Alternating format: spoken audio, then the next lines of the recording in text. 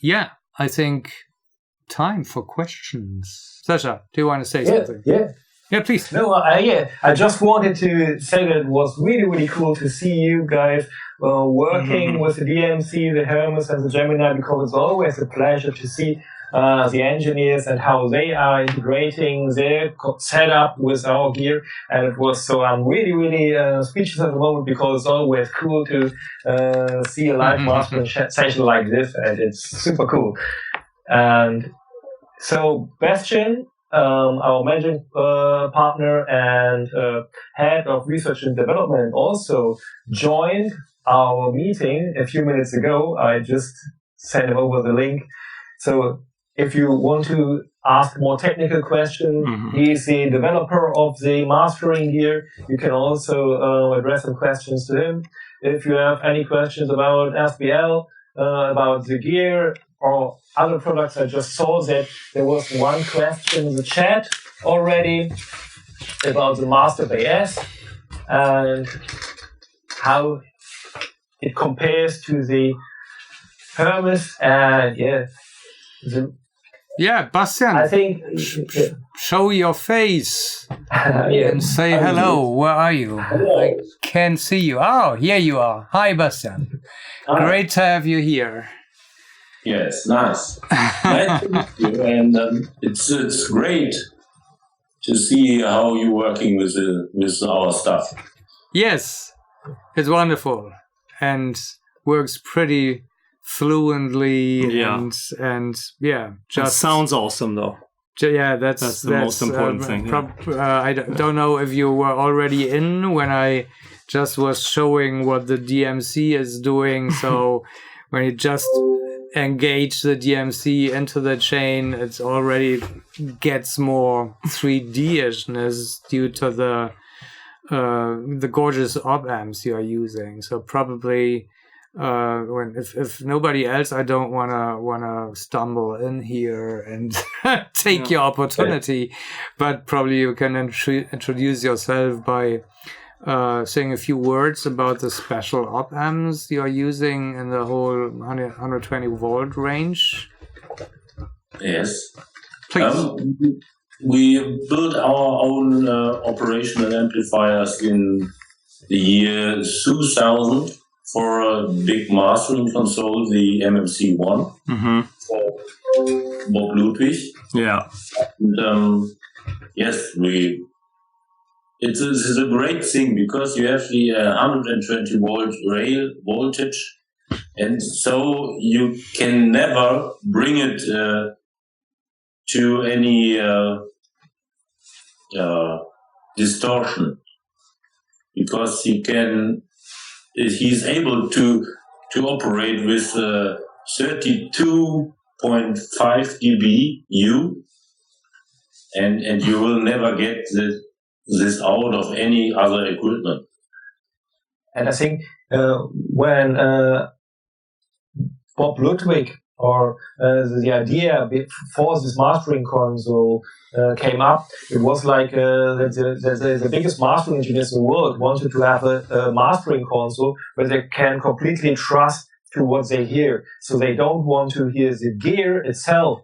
If you run something into a device, a monitor controller with plus minus 50 volts, and the components in the device start to distort, they maybe start to add overtones to bass frequencies, and the only person in the world hearing this in your master is you, because it's your monitor controller you are listening to. Then everybody out in the world won't hear this nice overtones. Maybe you think they are nice, but it's your monitor controller ringing or adding these overtones. So the idea was to make a mastering console which absolutely delivers what comes in. So that was the basic idea behind this. And if you put higher levels into it, that you don't reach the headroom of the device. Another thing, because during development, it was like these kind of magic moments when you hear something and think, oh, it sounds even better. Why does it sound even better? And because of the proprietary op-amps and the complete circuits, which were built different than in other consoles on other audio concepts, it was like that all these kind of components were running in their optimal range. So the whole device starts to breathe in a different way, and it's some kind of magic. And it's not that it's adding overtone, but it's like giving this 120-volt effect to the music, which is a good thing, I think. Yeah, definitely. It's a little bit like as if the electrons which are moving through the cables really are electrified a little bit. That's the term. So this is how it sounds or how it feels to me. And you know what the amazing thing about that is, due to the fact that it has basically unlimited headroom, you can use it differently also if you want to than other monitor controllers and stuff or other consoles, because you can go with high gain. You can work just in the box, for instance. I do that all the time, and then you just use that electrifying magnetic thing, what happens with that supra op amps when you just push it through and you're not getting out of headroom. That's the thing. Most other monitor controllers will then be hitting the ceiling, clipping occurs or distortion occurs, harmonics come into play, and then all of a sudden everything breaks. So everything is possible with that because of that, like, unlimited headroom, basically. That's the crazy thing about that. People get nuts sometimes, say, okay, what did you do? And I say, I just have a DMC in the signal path. As the last in the chain, I say, yes, and I'm driving my AD converters. Oh, crazy. I never thought of this one. And then they try it and say, okay, crazy. So different approaches. You know, there were two questions in the I saw that.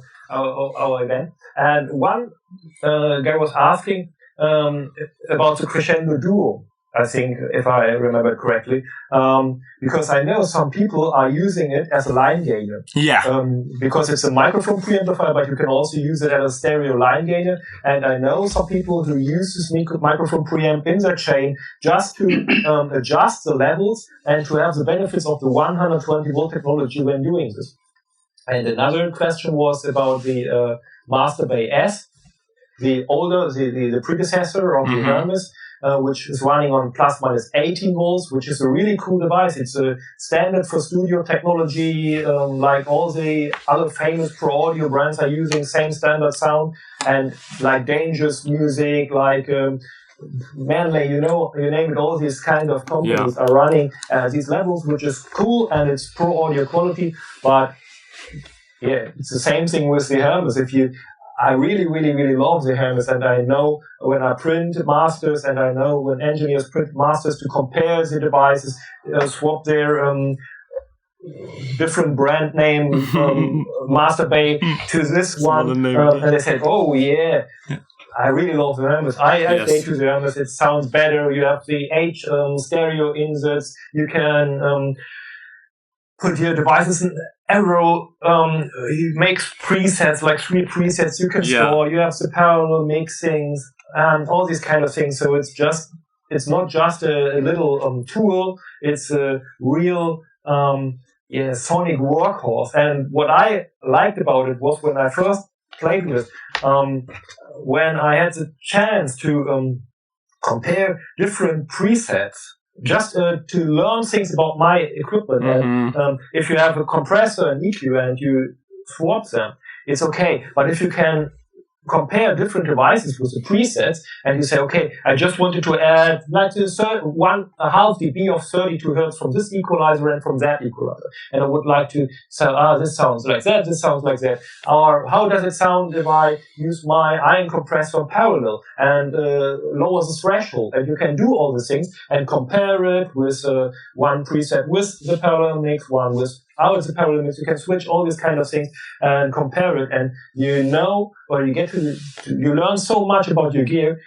I never would have expected that, and that was one of the big benefits for me. Not just having a monitor controller, mastering router, insert switcher. It's so much more than that. Definitely. That's what I love about it. Yeah. Definitely. And you just put the cables once, you never have to go under the table again. And that's I'm telling you, that's a big benefit, like routing it the way you want as well. Because most of the people complain about other brands. We don't want to name them here to bash them or something, you know. You just have to go under there and then you find out, okay, the EQ before the compressor sounds better, and you have no swap function. Let's put it that way, and then you have no other clue than putting the cables in. And who does want to put cables in? It's crazy. Pain in the something. Yeah, really it is. And this is one thing that knowing about your gear, that's a really good thing. I never thought about that.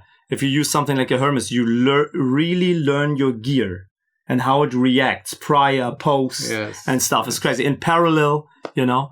Who would have thought that Friedemann was using the Maselec MLA4, a multi-band compressor, 2 bands in compression mode and 1 in expansion mode? Nobody. In parallel mode. Because all of a sudden, when it was a tad too much, you just engage the parallel function and there you go. Thank you. Bye-bye, Yaga, as we always say. That's crazy. There was one other question about stereo widening in the mastering stage. Mm-hmm. I would be generally, I would be pretty careful with that. And you rarely see me using the widening knob here on the Gemini as far as I did in this case.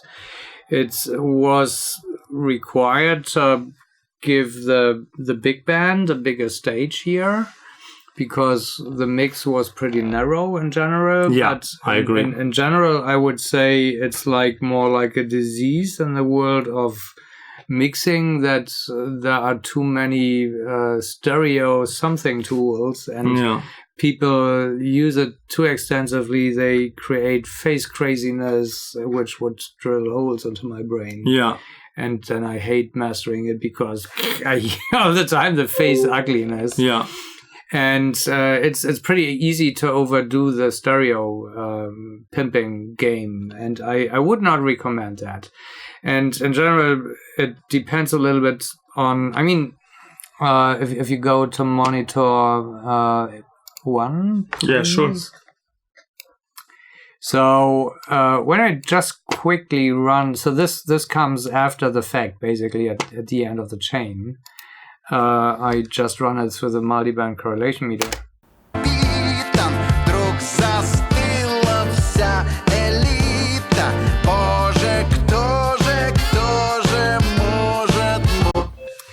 So what you can see, I'm with everything in the green area, and the mids and the highs are not much exceeding 60 degrees, while the bass is mono due to the elliptic filter. And I could go way further here, but going way further would probably harm the phantom center stability of the singer. So when you pimp the stereo field, you need to make sure that the singer still lives in the phantom center, and you can bury the singer when you overdo that. And I agree. Yeah. So that's basically a checkpoint on your virtual checklist. So is the singer still living in the right spot when you enhance the stereo field? And then there are stereo wideners and there are stereo wideners. Yes. Some are using like Haas effect stuff, and you have to be really, I don't want to go into detail and stuff like that. You can give Friedemann and me a call if you want to. No, never call us. That was just a joke. That's, you have to really be careful to see what's under the hood. And that's the beauty about the Gemini, because it's just making the side information louder without any technique or Haas effect and delay effect and distortion effect and so forth, because that comes in handy. So it really depends what you use as a stereo widener. And one other thing you want to have on your checklist when you grab a stereo pimper. Yeah. There are many tools around which are multiband, which is gorgeous in the sense of functionality, but it's in fact just gorgeous when the quality of the crossovers is in shape. Awesome. And there are some brands on the market, on the plug-in market, which would not show up with really gorgeous crossovers. And you can hear that basically a little bit of face ugliness is appearing, and you lose stage. Basically, you want to pimp stage, and you use a tool where you would lose stage, and so just be critical with the tools you use, and I would always recommend using the test phase you would have for basically every plugin, and just figure it out for your own. And when it is a real contribution, go for it.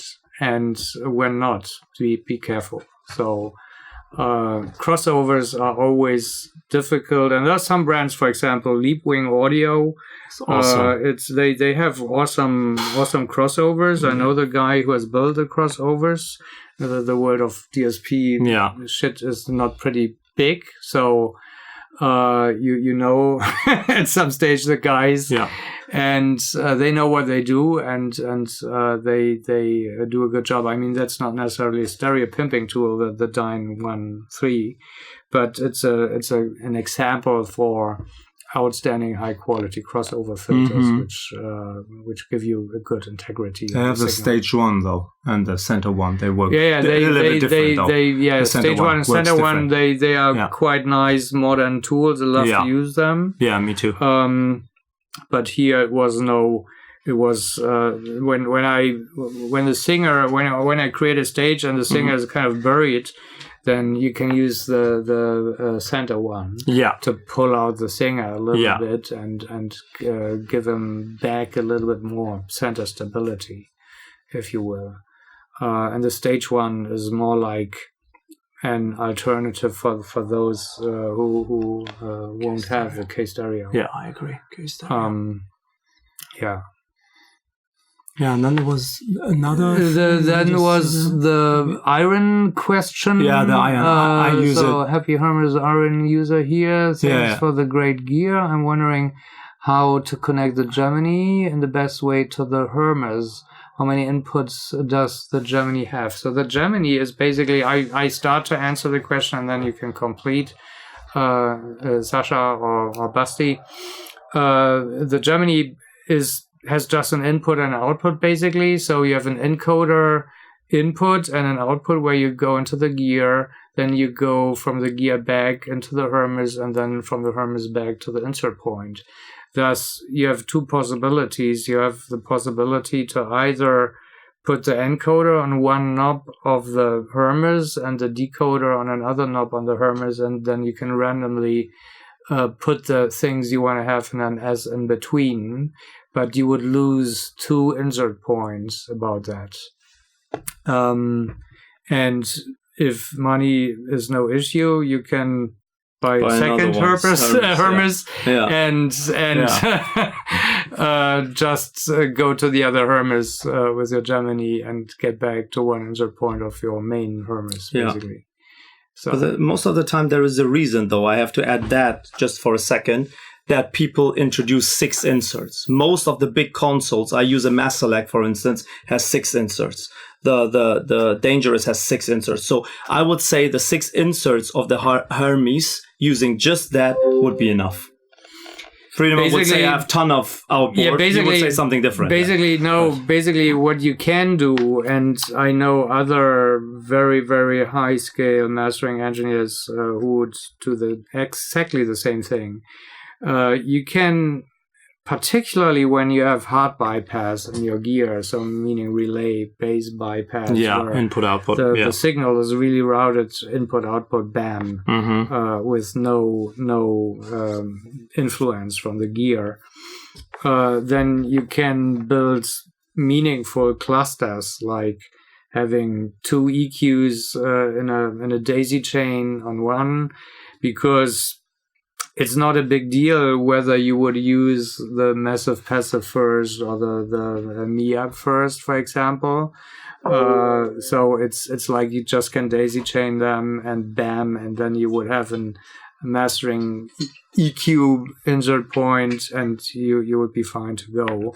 This only, so you need to think about how you want to work, what do you want to do. and then you can build kind of alternative little daisy chains, like having two mastering. So sometimes you would either go for this one mastering compressor or for the other, because they do a different flavor, and then you can daisy chain them. For EQs, it's a little bit so I sometimes like to have an after the fact EQ. Yeah. So I sometimes, but for me, I would use the blue when I get back with the analog chain. Sometimes if you want to make very tiny adjustments and you do it after the dynamics, you need to, you can get away with tinier adjustments like 0.5 dB here or 0.3 dB there. I agree. Because after the compression, the EQ would grab more as before. Yeah. So basically the before compression EQing is to create an overall frequency balance. Then you compress, and when you then want to make fine corrections, you don't hit more highs or whatever you want into the compression. You would do this gentle things after the fact, basically. Mm-hmm. Now there were a lot of questions. The one in the R&D. Probably Sasha or somebody else who want to compliment something about this question, or I think you said everything now. Absolutely not. It was perfect what you said. I couldn't do it better. Yeah, we would say the same. So people ask about the SPL iron. Yeah, I use that all the time. I use that on Crow's mastering all the time. I'm really lucky. Somebody giving me an extra rack. Yeah, or we need to create some space here in the racks. Definitely. It's a gorgeous tool. Amazing. Back in the days when Wolfgang was developing it, I had the pleasure to get a personal introduction into the iron in Wolfgang's mastering studio. And it's a very lovely tool. In my case, that's a good question to Sasha or to Basti. Is it possible to get an iron with customized EQ curves flashed into this thing? We changed the EQ curves with the new version 2. Yeah. So they are a little bit more common now. And so there's a new revision of the iron since last year. And there are different EQ curves in it. I think we nailed it with these EQ curves, and I never heard anybody who wants to have other EQ curves. So I say there is no need to change them. Yeah, that's something I didn't know. Wonderful. Yeah. Good to know, Sasha. The second one, yeah. You're welcome. But the first one also sounds amazing. There was another question about the Rupert Neve, yeah. That's a different beast. MVP is a great piece of gear. It is, yeah. Wonderful. Yeah. I recommend it. But we're talking about SPL today, so no Rupert Neve, please. No Rupert Neve. Ask Rupert, please. God bless him. So there's one question about the AD and DA converters you are using at your studio. Yeah, definitely. It's it's a Steinberg, you want to say it? The AXR4. ADDA. That's I pitched AXR4 against the famous Eclipse, which is still hanging around here, waiting for a new lover. So before I had Antelope Eclipse, and the AXR4 sounded exactly the same. Nobody in a blind test could make out a difference. So I went for an AXR4. So bad sales job here today for me. So nobody would buy my Eclipse. So I have to give it away for just little money. However,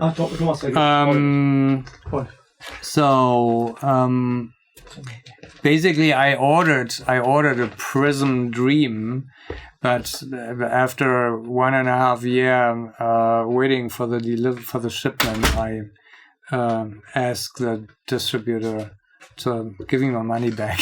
So I'm still hanging around with the AXR, and I'm happy with that. Can I say something about AD and DA converters? Sure. One like a quick thing. I tried most of them. And most of them, even money can't, the expensive ones, Vice and everything, it's just in the price range of approximately 2,000 to 3,000 euros. It's just everything above that is just different, is not better. So don't fight the converter test, I'm telling you. If you want to have a really good DA converter, you go to SPL. Because the Mercury sounds ridiculous, I'm telling you. That's something else, though. That's another question. Because that is basically for monitoring. You can use it for your analog chain, right? But you know, don't fight this analog. We've got a nerdy question for you. For me? Do the API 2500 Plus got true bypass, I would say? Yes, it does. Thank you. It has both. He's our lexicon, our living it has both. lexicon. Our ChatGPT. ChatGPT. Compressor off means go through the electronics. Bypass is a true bypass. There is one question, how does 120 volt technology benefits in Mercury DA? And maybe that's a question, because I think this is a really, really good question. Really? Because a lot of people think that DA converters are just chips, and there is no analog circuit around this. That's bullshit. Of course, the component, the chip, is a big part of the device, but the most important thing is the integration of this chip into the analog circuit. And we use the DLP-120, for example, which is the dual low-pass filter, an analog low-pass filter with plus minus 60 volts, where we are going straight from the chip into the analog volt, into the 120-volt technology network. So this is a special thing about this converter, or one of the special things about this converter, and how the 120-volt technology improves the sound of Mercury DA. And one more thing about these converter things is because a lot of people are asking us in the last 2 years if there will be an ADC one day. Mm-hmm. And I'm also waiting for it. I'm waiting for it so long, and Lester has to build it. But he is on it, and due to the AKM fire at the AKM company 2.5 years ago, there were a lot of problems with chips, and we were in the development. But we are on it, and I promise you this will be a good companion to the Mercury. And Bastian, you have to work on it fast, because we want to definitely. it right. I'm waiting on it too. I've got another interesting question here. So just writing this question again. Sorry for not seeing you. What process did you went through in order to decide which hardware you will finally use with the Gemini? Which, by the way, is fantastic unit. Yes, it is. So really good question. It's pretty simple.